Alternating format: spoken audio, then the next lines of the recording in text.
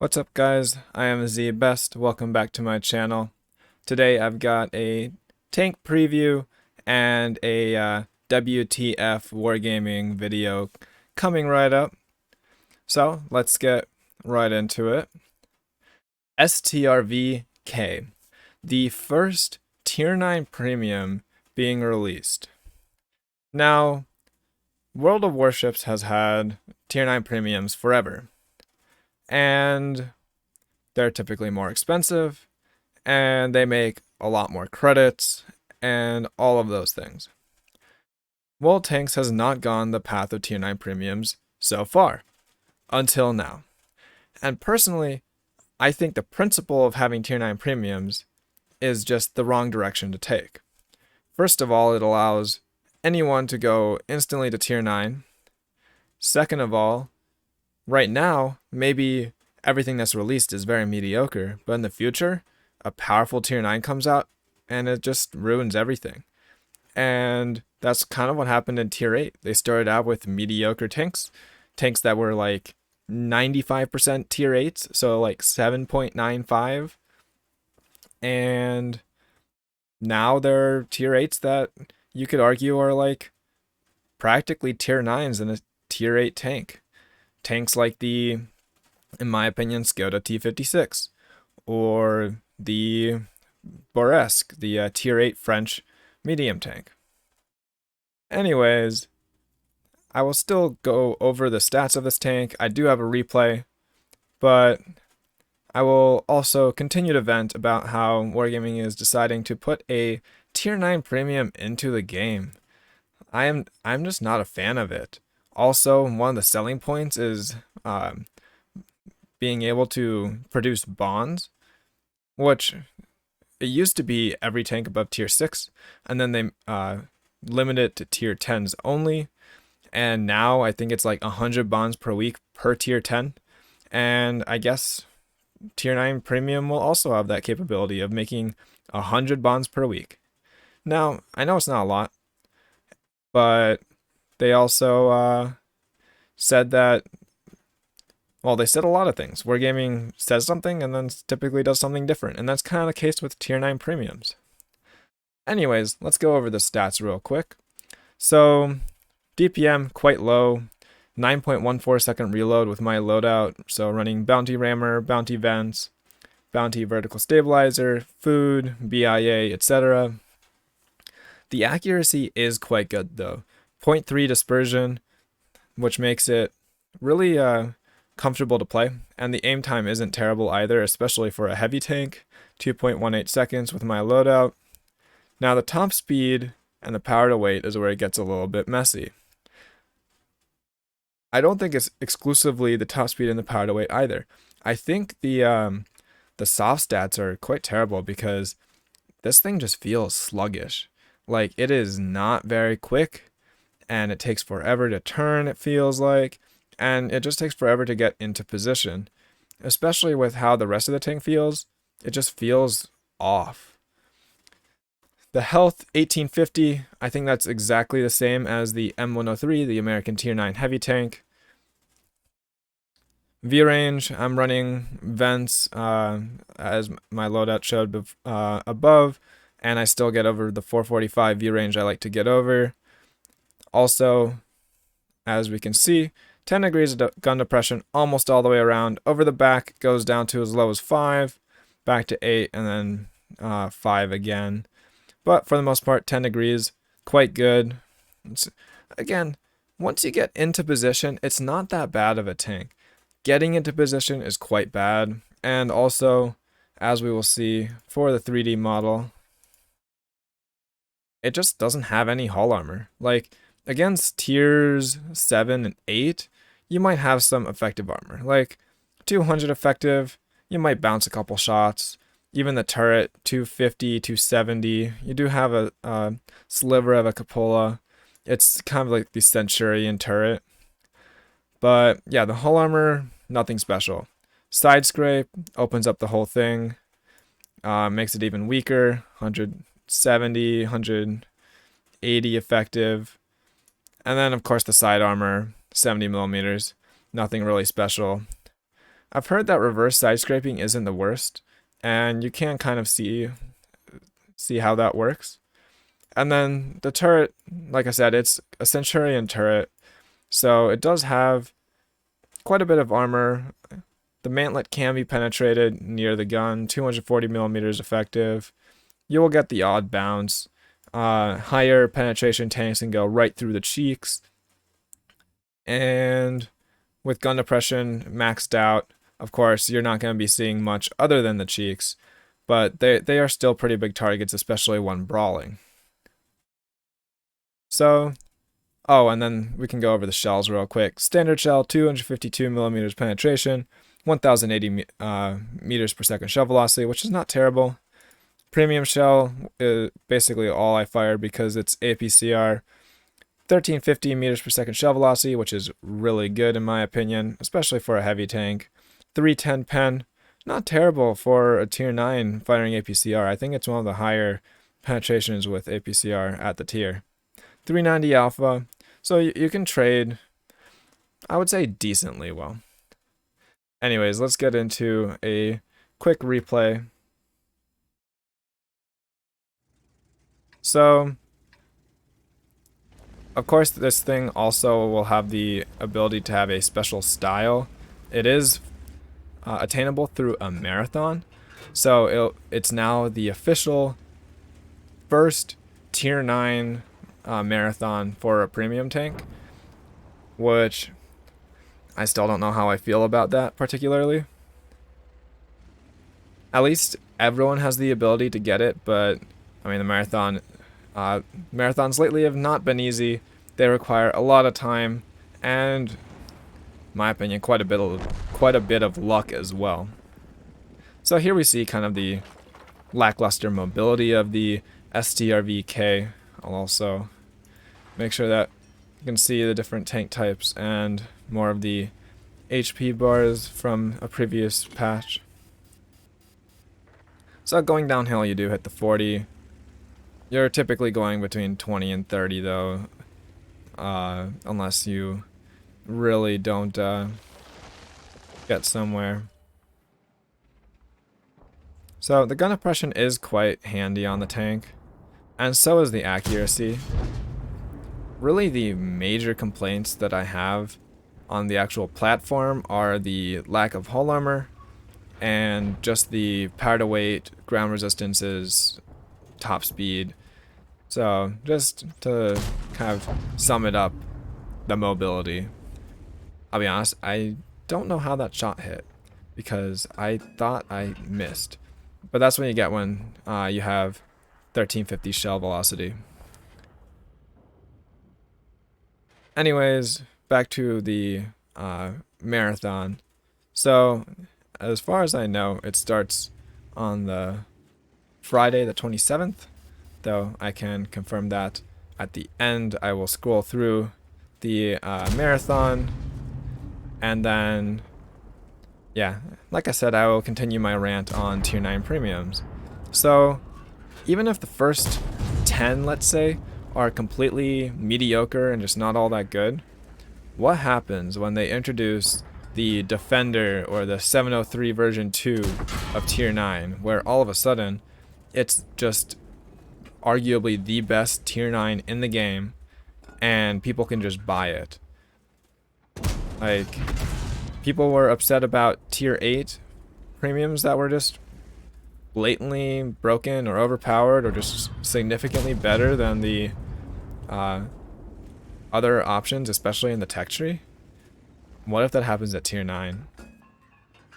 Not to mention the whole idea of just money. How much is it going to cost? We still don't know those values. A tier 8 premium heavy at this point is around like the $45 mark USD. I would not be surprised if they try selling the tier 9s around, I want to say, even as high as $70 or $80, which I think is just not okay. So here we are, over 3,000 damage. This was actually my first game that I reached over 3,000 damage, or even 3,100 damage, I should say. And I just wasn't having much of it. It really came down to the lack of mobility and trying to get used to the lack of hull armor. Because the turret armor isn't awful. You can still use it. Anyways, look at the scoreline. It's 4-10. We're down 6 tanks. HP isn't crazy different. It's only about 2,500. But my team is in quite bad shape. Out of the 5 tanks that are left, I have taken all the damage that of the tanks that are remaining. Well, not anymore. Our 777 takes a lot of hits, and I think almost goes down here.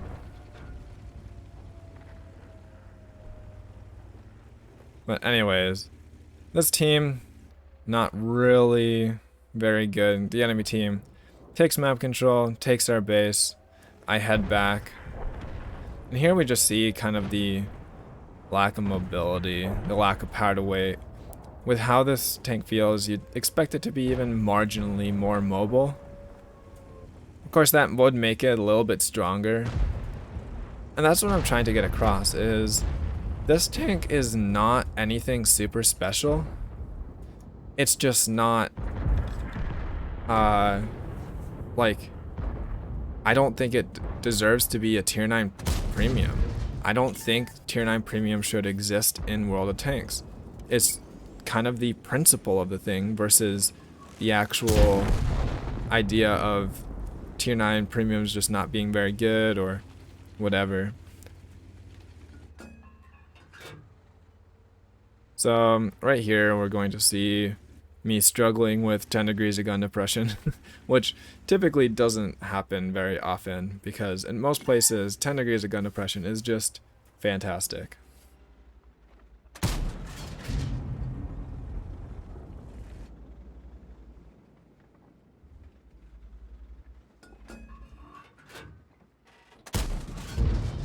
Here the 50 TP is just outplaying me apparently. Anyways, our 704 and 112 go after the Skoda. I'm trying to deal with this 50 TP over here, and it's just not going very well. Our 704 does go down to the Skoda T56, which of course has almost 1,000 damage clip.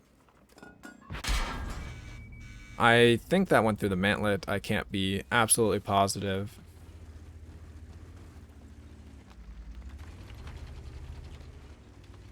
As I didn't actually check. Here we go. 50 TP is down to 2 shots. Skoda, it's at 839. And now it's a 1v4. So it's 1v4. I've already done 4,500 damage. I have 800 assist. It's already the best game by far I've had in this tank. I think even after this game, what was it, 25% win rate? I just wasn't having very much luck. But yeah, so anyways, I just outright trade with the 50 TP right there. And because I have a faster rate of fire, I do finish him off. And here comes the Skoda T56. So this is where I'm like, okay, I'll get another shot in, and then I'm dead. Because he has 460 alpha. And he just... I don't know what he did there. He had 2 shots to make it count. Both of them would have killed me. And yeah, somehow I'm still alive. So, really makes me scratch my head there. Anyways, make my shot count. Goes from 1v4 to 1v2. I'm at 6,100 damage, 800 assists, 4 kills. And again, it's just the gun is actually pretty good. It just doesn't have very much DPM. And also, like I said, the hull armor is kind of its weakness. I'm actually quite upset at that shot. I somehow failed to make that shot connect. So that's another thing that if you guys are only tuning in for the first time, I do aim for track shots a lot, as it gives me the ability to maneuver, keeps them pinned down, And it also gives me the option to get assist. Don't go for the track shot there because I believe I can just pick him up. And this is where the fact that I'm hard carrying this game starts to really affect my aim. I just missed a shot right there, and I actually, let's count. Make that 2 shots I've missed.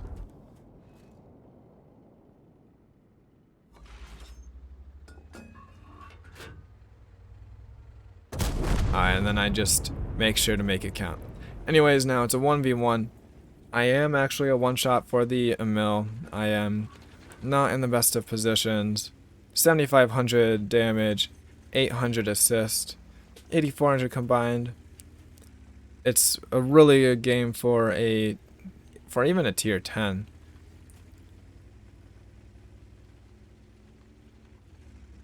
But again, here we see kind of the bad mobility. Good gun depression though. Turret armor is not terrible. Of course, here I was playing against some tier 7s, so that does kind of skew it. It was 2 tier 8s and then now 2 tier 7s. But that tier 7 has a scary gun. I already took a hit from him earlier when I poked out on those heavies. I think I was shooting at the IS, and then I took a hit from the Emil. So that's kind of why I knew that I could be not super aggressive when dealing with the heavy tanks. Here I use the Strv Future's corpse to try to hide my hull, just so I don't poke into an Emil staring straight at me. And I really start wondering where he is, because he was not far, and it took me a long time to deal with the KV-3.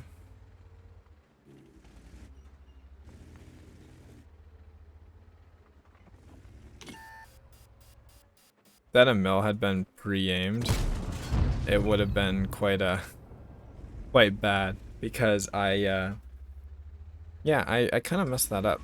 I was not paying attention. Anyways, not spotting him there. I do switch to HE, so I can say I didn't fire exclusively premium rounds in this game.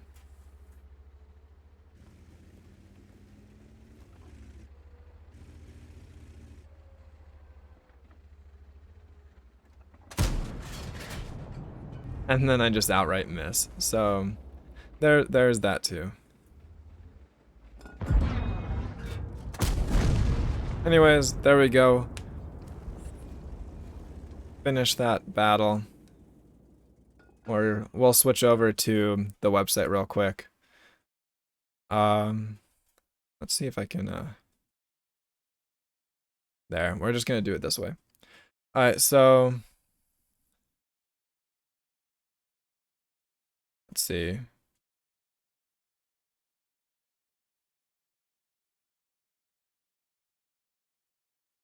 Yeah, you get credits, bonus crew XP, bonds. Here are the stats again. So here's the marathon. Obtain high caliber once. You have finished the battle at the top by damage caused twice. So the first 6, not terrible.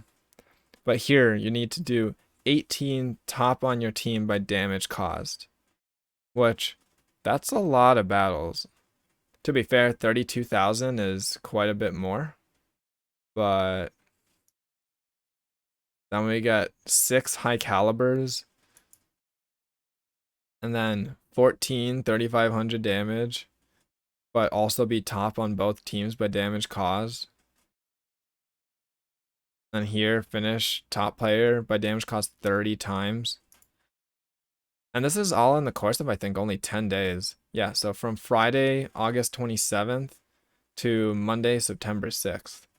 So starting this Friday, August 27th, and I think goes for about 10 days. And you have to make it through all of this. And that's a lot of battles, even just to get, like, even if you do every other battle to get top player on your team by experience earned, that's 80 battles just for number 10. So I highly doubt that people are going to actually be able to finish this. They're basically making it impossible, which I don't know if it's that big a surprise, but yeah. Alright, so post game stats time. There we go. 8,700 damage, 800 assist. I did block 2,000. I think 1,000 of that was from the Skoda. 920. Most of my shots of damage were to the VZ, the 50 TP, and the Skoda. And yeah, so steel wall, high caliber, top gun, 1,800 base XP, which is impressive in a tier 9. I will say that. But I also did the top gun and 8,700 damage. So this is where it really matters. So even for this huge game, I only received 140,000 credits from the actual tank.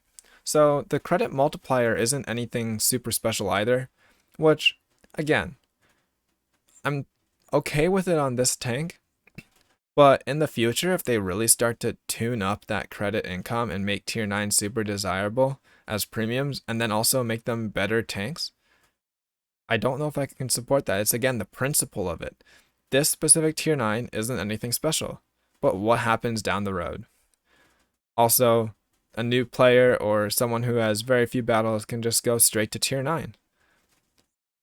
Do we really want inexperienced players playing one tier from the top? The bond income, I don't know if it reflects it here. It wasn't actually 62. That's because I had personal daily missions. I think I got 50 bonds from it, or 55 bonds. This thing only makes about, I think, 3 to 7 bonds, just the same way that tier 10s make bonds. So like top 3 on XP, you get a little more bonds or something like that. And it's only 100 per week, so don't expect anything special income-wise. And yeah, so there's the Strv K. There are my opinions on the addition of a tier 9 premium to the game, and hopefully that helps you form your own opinions. Good luck on the marathon if you take part, and if you have not subscribed, liked, or commented, feel free to do so if you like this video, and feel free to check out previous videos as the Battle Pass seasons are still going.